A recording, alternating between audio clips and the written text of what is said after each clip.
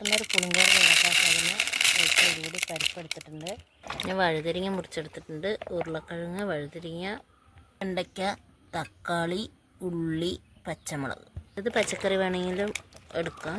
അപ്പോൾ നമ്മളിപ്പോൾ വഴുതരിങ്ങയും ഉരുളക്കിഴങ്ങും പയറുണ്ടായിരുന്നു രണ്ടെണ്ണം, അപ്പോൾ ആ പയറും കൂടി എടുത്തിട്ടുണ്ട്. പരിപ്പ് ആദ്യം കഴുകി വൃത്തിയാക്കി വേവിച്ചെടുക്കാം. ഇതൊന്ന് വടക്കി എടുത്തിട്ടുണ്ട്.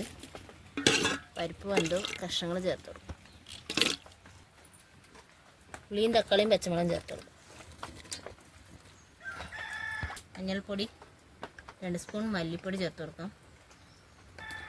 അതിനാവശ്യത്തിനുള്ള മുളക് പൊടി 1 സ്പൂൺ മുളക് പൊടി, 1.5 സ്പൂൺ മുളക് പൊടി ചേർത്ത് കൊടുക്കാം. ഉപ്പിട്ട് കൊടുക്കാം. കഷ്ണങ്ങൾ വേകട്ടെ. അരപ്പിന് 1 മുറി തേങ്ങ ചെറിയെടുത്തിട്ട് അരച്ചെടുക്കാം.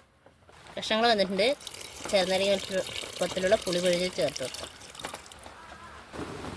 അരപ്പ് ചേർത്ത് കൊടുക്കാം. അരപ്പ് ചേർത്ത് തിളച്ച കറി റെഡിയായി. അരപ്പ് ചേർത്ത് കറി തിളച്ചിട്ടുണ്ട്. വറുത്തിടാം. പിന്നെ ചേർത്ത് കൊടുക്കാം. കടുക്, കറിവേപ്പില ചേർത്ത് കൊടുക്കാം. ചെറുള്ളി ചേർത്ത് കുരുമുളക്.